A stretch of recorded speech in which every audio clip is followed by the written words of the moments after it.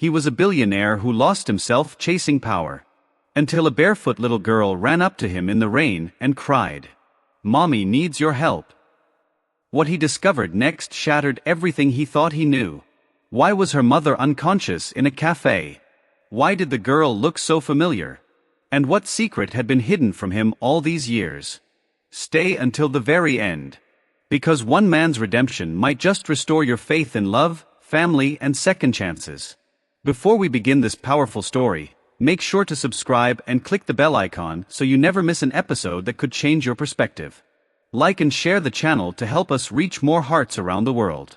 This is more than just storytelling. Each narrative carries a deep moral lesson designed to inspire, heal, and uplift. Mommy needs your help. Billionaire answered the little girl's call, unaware that I stood outside the gleaming glass of my penthouse office, looking down at a city I once conquered. The skyline shimmered with success, but inside I was hollow. Billionaire. Visionary. Icon. That is what the world called me. But no one knew how lonely it was. At the top of a mountain built on broken promises. 15 years ago, I slept in a car with frost on the windows. My meals were vending machine crackers. My dreams were fueled by hunger. Not for food, but for purpose. Back then, I believed that love was a luxury. A weakness I could not afford. Until I met her. Isla. She was not like the others. She saw through the ambition. Into the ache behind my drive. Into the tired eyes I hid behind polished words. She worked 3 jobs. Took care of her ailing mother. And still found time to smile at strangers. She taught me how to be soft. In a world that demanded steel. She reminded me that success meant nothing if no one waited for you at the finish line. We were unstoppable. Until I became unbearable. I chased deals. She begged for dinners. I signed contracts. She left letters. The day she walked out, there was no shouting. No drama. Just silence and a note. Love is not a reward for your success, Aaron. It is the reason you are still human. Years passed. My empire grew. My heart shrank. I dated models. Dined in Venice. Spoke at summits. But every night, I searched crowds. For a pair of eyes that knew my soul. Then one rainy afternoon, I was walking past a café in Brooklyn. Not my kind of place anymore. But something pulled me to look. A little girl stood by the window. Soaking wet. Clutching a red ribbon in her hand. She ran outside, barefoot on the sidewalk. Straight toward me. Tears on her cheeks. Eyes too big for her tiny face. "Mister," she cried, tugging my coat. "Please. Mommy needs your help." She looked up at me, pleading. Something in her voice. A tremble. A rhythm. Familiar. I bent down slowly. "Where is your mommy?" She pointed inside the café. I followed her in. A woman sat slumped in the corner. Pale, unconscious. Waitresses panicked. Someone dialed 911. I moved closer. Time slowed. My breath caught. It was her. Isla. The years had changed her. But not her spirit. Even collapsed, she radiated grace. I picked her up gently. Held her like the most fragile part of my past. The little girl held my hand. Trembling. "Is she going to die?" she asked. "No," I whispered. Feeling something break open inside me. "Not while I am here." Paramedics arrived. I rode with them. The little girl, her daughter, clung to me. I kept asking questions. Who was the father? Where was he? She looked up with wide eyes. "You were," Mommy said. The floor fell out beneath me. I turned to Isla's pale face. Hooked to machines. Breathing in fragile gasps. A daughter. Mine. I had been building towers, while my legacy called someone else daddy. She had known. And never told me. Why? Why would she keep something so life-changing from me? The girl reached into her small backpack and handed me a folded paper. A drawing. A stick figure family. A tall man. a woman with brown hair, and a little girl in between. Underneath, in childlike scrawl, "Someday Daddy will come home." And now I was here. But was it too late? Could a heart once shattered learn how to beat again? The hospital room smelled of antiseptic and stale hope. Monitors beeped in steady rhythm, each sound slicing through the chaos inside my chest. I sat beside Isla, watching the rise and fall of her breath. So light it seemed like a whisper from another world. The little girl had fallen asleep, her head on my lap, clutching my thumb with both of her tiny hands, as if she feared I would vanish too. I stared at Isla's pale fingers, wanting to hold them, but afraid she might wake and push me away. Afraid she might not wake at all. I wanted to scream, to cry, to apologize for years lost, to pride, to fear, to ego. But the words, they sat heavy in my throat, like bricks I had swallowed long ago. A doctor entered quietly, glanced at the machines, then at me. He seemed unsure of how to speak. "She had a seizure," he said gently. "Severe exhaustion, malnutrition, possibly pneumonia. But she is stable for now." I nodded, but inside, I was falling apart. How had this happened? How had the woman who once lit up my darkest days ended up struggling, alone like this? I had wealth that fed cities, built empires, and the mother of my child had been living in shadows. The doctor handed me a clipboard. Emergency contact. She had no one listed. No one. Except Naomi. I signed the form, my hand trembling, not from fear, but from the weight of guilt I had carried for so long, without realizing how heavy it truly was. When she finally stirred, it was almost morning. Her eyes fluttered open, and for a moment, they met mine. I expected anger, resentment, tears, blame, but all I saw was sorrow, a sadness so deep, it made my knees weak. She tried to speak, her voice barely audible. "Why are you here?" Her words were not bitter, they were broken, like someone who had waited for too long, and now did not know if the waiting had been worth it. "I followed your daughter," I said softly. She said, "You needed help." A tear slid from the corner of her eye. "She has your stubbornness," she whispered, "and your hope." That one sentence shattered everything I thought I knew about myself. I wanted to ask 1,000 things. Why she never told me. How she survived. If she ever forgave me.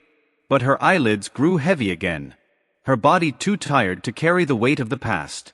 I kissed her forehead. A silent promise. I would not run again. Not from her. Not from the little girl who looked like the best parts of both of us. Not from this second chance. That I never believed I deserved. The child stirred beside me, rubbed her eyes, and looked up. "Is Mommy going to be okay?" I lifted her into my arms, held her close, and whispered, "She will be. I promise." But even as I said the words, I knew this was just the beginning. Of redemption. Of truth. Of rebuilding something I destroyed. With my own ambition. Now, I would learn to become the man she once believed I could be. And maybe, just maybe, a father. The next few days blurred into one long prayer. I stayed at the hospital. Not because I had to, but because I could not imagine being anywhere else. Every time Isla opened her eyes, she looked surprised to find me still there. She did not say much, but her silence held volumes. Our daughter, I learned her name was Eliana, filled the room with a lightness that softened even the hardest hours. She drew pictures for her mother, talked endlessly about her imaginary dog, and insisted on feeding Isla spoonfuls of soup, with hands that were far too small for such big love. I watched her, and saw everything I had missed. First steps, first words, first birthdays. Each one a memory I had never known I lost.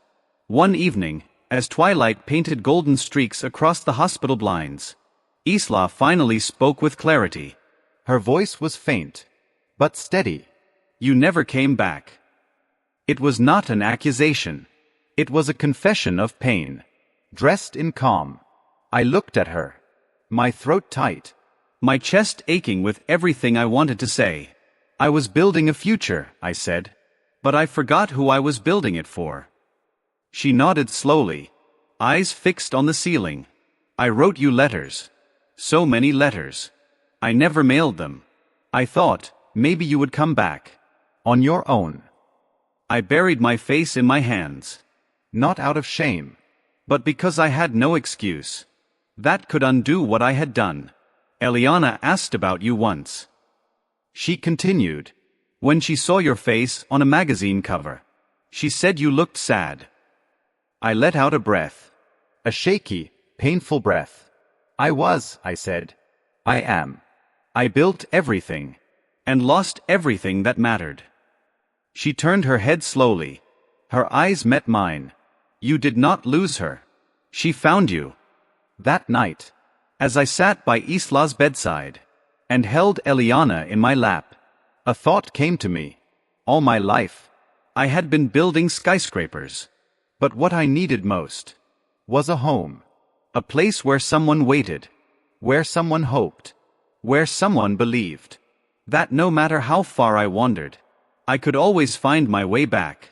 The next morning, Isla's doctor entered with a gentle smile. She is improving, he said. Slowly but surely. What she needs now is rest. And stability. I nodded, already knowing what I needed to do. Not for charity. Not out of guilt. But because love, when real, demands action, not apologies. I leaned down to Isla, my voice barely above a whisper. Come home with me. Both of you. Let me be what I should have been. All those years ago. She looked at Eliana. Then back at me. Her lips trembled. Her eyes filled with tears. But this time, they were not from pain. I do not know if I can trust you again. She whispered. But I want to try. I took her hand. Pressed it gently to my chest. Then let me earn it. One moment at a time. The sun filtered softly through the hospital window, bathing her pale face in morning gold. She looked fragile in that light, but I could see the strength behind her eyes. The same strength that once held me, when I was nothing. Eliana played quietly in the corner, building castles out of plastic blocks, unaware that her innocent world was stitching my broken one back together. I stayed silent, letting Isla breathe in her decision, not rushing it, not persuading, just being there. Because for once, that was enough. The nurse entered to change her for. Isla winced, and instinctively I stepped forward, grasped her hand. Her fingers curled around mine. Not tightly, but enough to say, I still remember how this used to feel. Later that day, I met the social worker. She had been checking on Isla and Eliana. For weeks. She asked me questions. About custody, support, intentions. For the first time in my life, I answered not as a businessman, not as a strategist, but as a man, trying to become a father. She nodded, took notes, studied me carefully. She trusts you, the woman finally said. But trust is not about grand gestures. It is about showing up, every single day. That stayed with me. So I began. Day 1. I rented a small apartment near the hospital. Not a mansion. Not a penthouse. Just a place where the walls echoed. With possibility. I bought groceries. Cooked simple meals. Read bedtime stories to Eliana.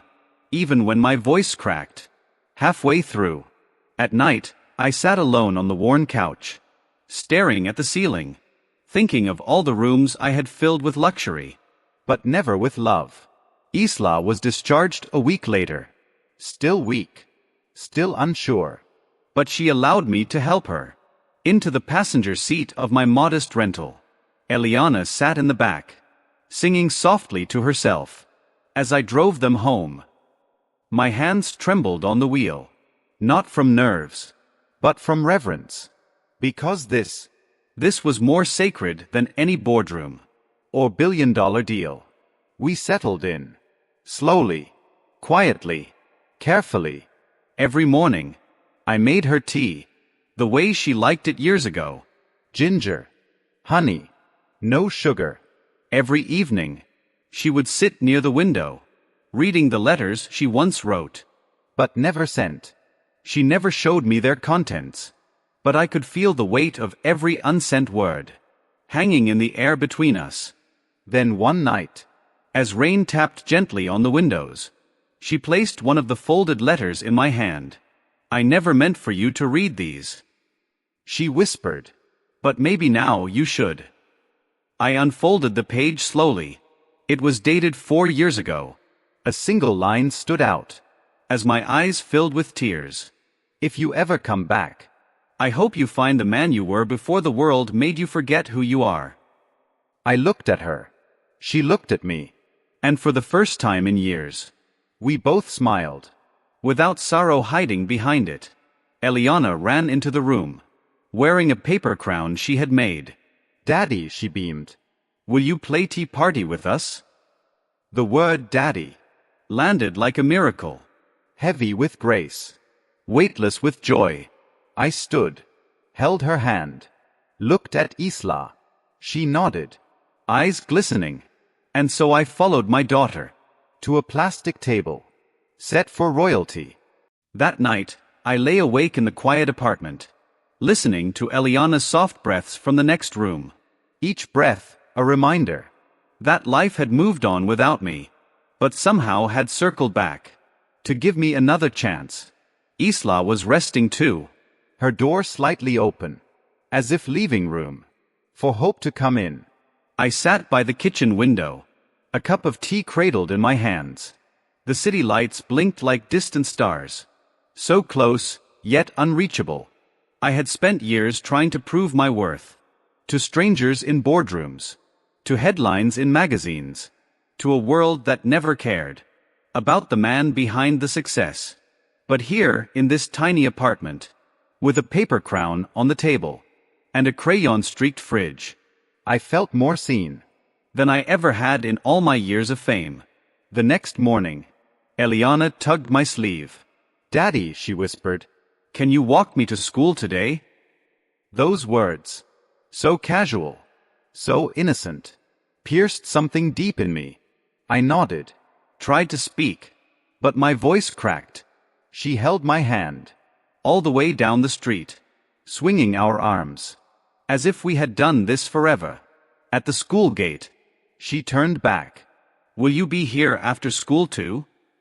I will be waiting, I said, because that was the promise I had failed once, and would never break again.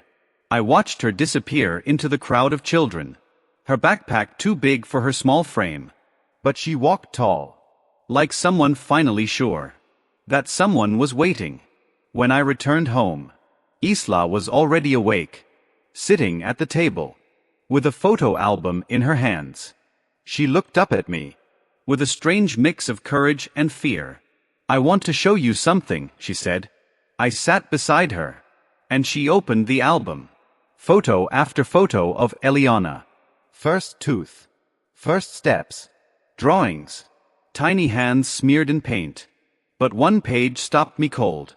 A picture of Isla, in a hospital bed, newborn in her arms, alone. No visitors, no balloons, no name scribbled on the father's line. I waited for you, she whispered. 4 days. Hoping you would come back. Hoping you would just know. I felt the breath leave my lungs. Regret pressed on my chest, like a stone I could not lift. I failed you, I said. Both of you. Not once, but every day I chose ambition over love. She closed the album. Her hands trembled. But you are here now, she said. And Eliana smiles in her sleep again. The silence that followed was not heavy. It was healing. It was the sound of walls falling, and something sacred beginning to grow. In their place, Later that evening, a message came through on my phone. An urgent call from my board. A hostile takeover attempt. The company I built Was on the verge of slipping away. I stared at the screen, fingers frozen. The old me would have chartered a jet, rushed back to the city, ready to fight for control. But now, in the other room, Eliana was laughing. Isla was humming softly in the kitchen. and I stood at a crossroad. One path leading back to power, The other to peace. I turned off my phone, took a deep breath, and walked toward the sound of my family. Days turned into weeks, and the silence that once echoed in our lives was now filled with morning giggles, shared meals, and quiet forgiveness. Eliana would run into my arms after school, her laughter restoring pieces of me that years of boardrooms and betrayal had eroded. Isla, too, slowly began to trust again, not through grand gestures, but through the gentle rhythm of presence. A cup of tea made without asking, a note on the fridge that simply read, "I'll be home for dinner." The company I once bled for? It was taken. The headlines called it a tragedy. But I felt no loss. Only relief. Because for the first time in my life, I had everything. Not in numbers. Not in shares. But in moments. In bedtime stories. In late-night talks. In the small, sacred rituals of a life lived fully. I began speaking at youth centers, telling not the story of how I became a billionaire, but how I almost lost the only treasure that mattered. I shared my truth. That success is not measured by applause, but by the hearts you hold gently and never let go. Moral lesson. No amount of money can fill the space left by love unfulfilled. No achievement is worth the price Of a soul turned cold. Real strength is not found in wealth, but in humility. in returning to the people you once hurt, In rebuilding, not your fortune, but your faith in love, in family, in second chances. And sometimes, all it takes to begin again is a little girl's voice saying, "Mommy needs your help." Because in helping others, we often find the pieces of ourselves we thought were lost forever. Thank you for listening to this heartfelt story. If it moved you, share it, comment below, and let someone know. You are never alone.